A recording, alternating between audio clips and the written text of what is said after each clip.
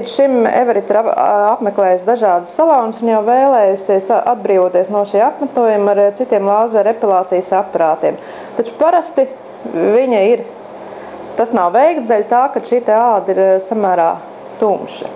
Everita ir ieradusies uz šo procedūru, jo vēlas atbrīvoties no nevēlama apmetojuma apakšstilbos. Jāsaka, ka šīs mūsu klīnikā pieejamās lāzera epilācijas viena no priekšrocībām ir tā, ka epilācija var veikt visu cauru gadu, neatkarīgi no saules aktivitātes. Tātad to var veikt arī vasarā un var veikt arī klientiem ar ļoti tumšu ādu. Atšķirība ir vienīgi tā, ka tad ir jāizvēlās mazliet savādāka jauda. Pirms procedūras Everita tad ir noskuvusi kājas. Kājas ir jānoskuj 12 līdz 24 stundas pirms tam. Jānoskuj ir saudzīgi, lai nerastos nekāda iekaisuma. Šeit mēs varam tātad redzēt, ka ādiņa ir ļoti labi kopta. Kājas ir, āda nav sausa, tātad Everita nav grūtniece, ko mēs jau noskaidrojām. Neslimo, nelieto nekādus medikamentus, līdz ar to nav nekādu kontraindikāciju, lai šo procedūru nevarētu veikt. Šodien mēs epilēsim tātad apakšstilbus. Procedūras tā pati būtība ir tāda, ka šis ādas reģions tiek sadalīts apgabalos 10 x 15 cm lielos. Tātad es ar speciālu zīmolīti sazīmēšu šos apgabalus, izmantojot šo šabloniņu 10 x 15 cm lielus. Un tad mēs sāksim šo apstrādi vidēji. Es izmantošu tādu vidēju jaudu, varbūt mazliet mazāk, jo Everita āda tomēr ir tumša. Ilgs 80 sekundes viena šī apgabala apstrāde. Pirms procedūras mēs ādu notīrīsim. Ādai tātad jābūt tīrai, nedrīkst būt ne kosmētika, ne dezodoranti. Pēc pirmā apgabala apstrādes mēs pagaidīsim 15 minūtes un paskatīsimies, kā āda reaģē. Jāsaka, ka līdz šim to, ko mēs esam klīnikā darījuši, nevienam pacientam nav bijuši nekādas blakus parādības. Kājas, kā visi ir atzīmējuši, ir absolūti nesāpīgs process. Mazliet jūtīgāks varbūt ir padušu un bikīnī rajons.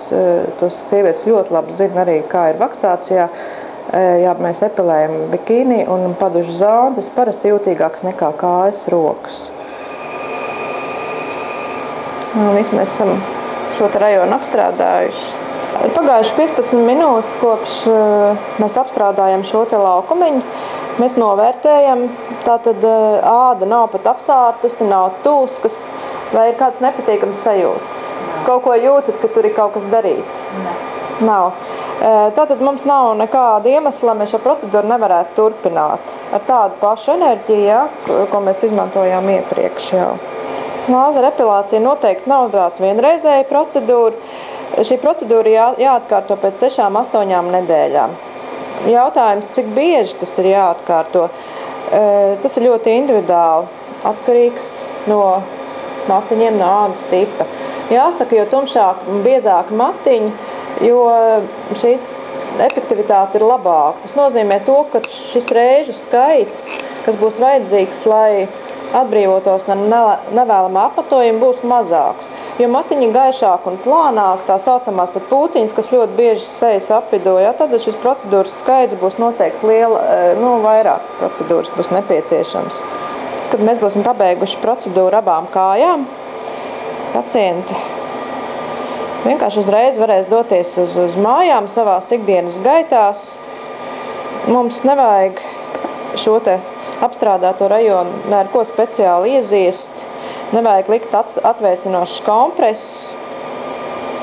Ierobežojumi, kas ir jāievēro, pēc šīs procedūras, ir tāda, ka 3–4 dienas nedrīkst sauļoties solārijā vai dabīgā saulītē.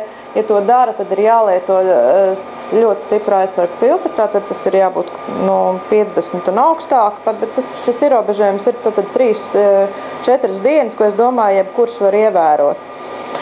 Pirmās dienas pēc procedūras nevajadzētu nodarboties ar ļoti aktīvu fiskultūru, jo āda tomēr var būt mazliet jūtīga, apģērbs var sakairināt, darīt tas 2–3 dienas ne vairāk. Jāsaka, citu ierobežojumu nekāda nav. Ja mēs apstrādājam padus, tad Dezodorantu var lietot jau nākamajā dienā. Tajā pašā dienā mēs neiesakām. Kosmētika arī, ja nākamā dienā pēc sejas apstrādes mēs uzreiz varam lietot kādu.